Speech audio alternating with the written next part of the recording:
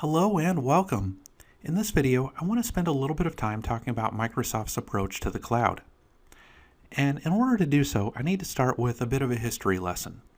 You see, maybe about 10 years ago, most organizations only had their on-premises environments, that is, the servers that were running in their own data centers. But something started happening. A lot of vendors started offering public cloud services. In other words, it became possible to do some of the things that organizations were doing in-house in the public cloud instead.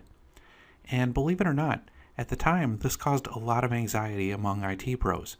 Because you see, people in management and in finance and that sort of thing saw the public cloud as a way of reducing costs. And people in IT largely saw the public cloud as outsourcing. And there was a lot of fear among those that worked in the IT industry that their jobs were being outsourced and that eventually everything would be run in the public cloud and there wouldn't be any need for IT professionals any longer. Well, a lot of time has passed and thankfully that apocalyptic vision of the future never happened. Instead, what we've run into is a three-pronged approach to the cloud, at least in Microsoft circles. And you can see those three prongs on this slide. So we still have our on-premises environment, which you can see right here front and center in the slide, but then we have two Microsoft public cloud solutions. We have Microsoft Office 365, that's Microsoft Software as a Service Cloud, and then we have Microsoft Azure, that's the Infrastructure as a Service Cloud. Now actually there is a fourth tier, and I'm going to be talking about it a little bit in the last lesson, but I didn't include it on this slide because it's not a major cloud component, and that one is Microsoft Intune. So let's take a closer look at what these Microsoft Cloud solutions really are. So the philosophy behind Microsoft's approach to the cloud is that we all have different workloads that have to be run. And you should be able to run that workload wherever it makes the most sense for you to do so. The most sense both from a cost perspective and from a management perspective, and from a comfort perspective for that matter. Where is it the most comfortable for you to run that workload? Maybe you've got something that needs to remain highly secure and you'd be a lot more comfortable running that in-house than in the public cloud. Well, that's perfectly okay because within the Microsoft philosophy, you can run a workload anywhere that you want and that's totally acceptable. You want to keep everything in your own data center? That's fine. You want to run everything in the public cloud? That's okay too. And of course, a lot of organizations use a mixture. They'll run some workloads in Office 365, others in Azure, and keep some workloads running in-house. So with that said, let's take a little bit deeper of a look at the items on this slide. Now down here at the bottom, kind of front and center, we have the local data center. And the local data center is just our on-premises environment. These are the servers that we run ourselves. And many organizations still run the servers in their local data center in the same way that they've always been run. The servers run various services and IT makes those services available to the end user. That's traditional IT. Now, increasingly, organizations are beginning to move to either a private cloud or a hybrid cloud environment. So what is that? Well, everybody seems to have their own definition of private cloud and hybrid cloud, but I tend to think of a private cloud as a self-service environment.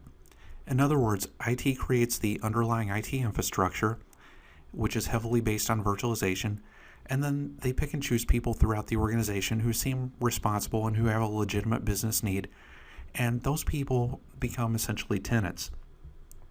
In other words, IT sets up an area of the system that's reserved for them, and they've got a self-service portal that they can log into, and by logging into this portal, they can create virtual machines and allocate various resources and make those resources available to the people within their own departments.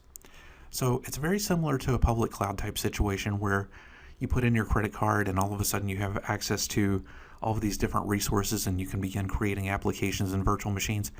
It's very similar except on a smaller scale, and it happens within the organization's own data center. Now, those public or private cloud tenants can't just go run amok and do anything that they want. IT certainly puts controls in place to keep that from happening.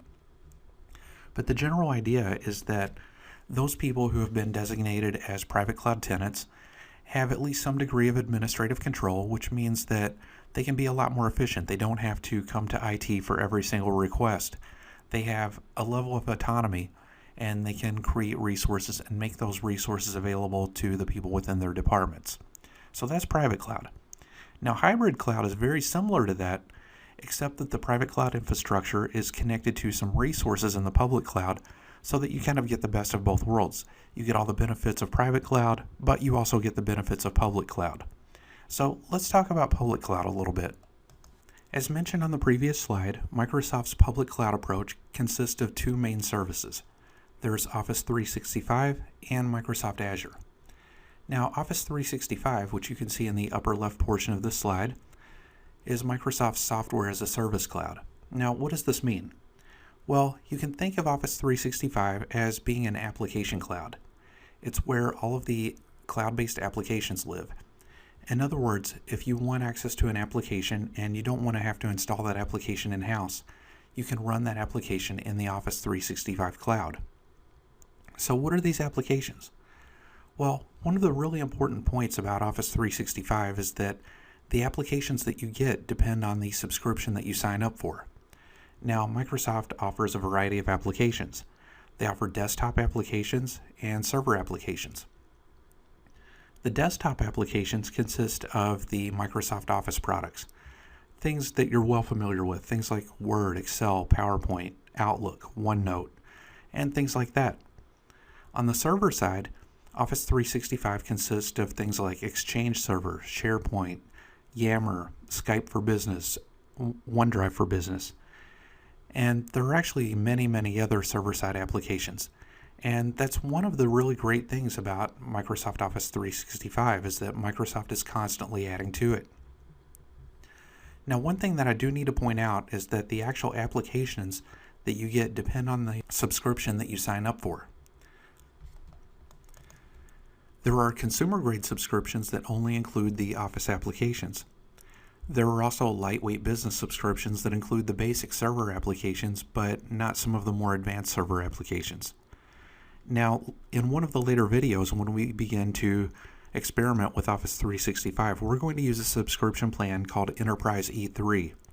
That's an enterprise-grade subscription, and it includes both the desktop applications and almost all of the server applications. Now, we're not going to use all of the server applications. We're going to focus primarily on Microsoft Exchange, but I do want to use an enterprise-grade subscription just so that you can see how Office 365 works and how we can integrate it into our local data center and the services that are running there. So the other component to Microsoft's public cloud offerings is Microsoft Azure.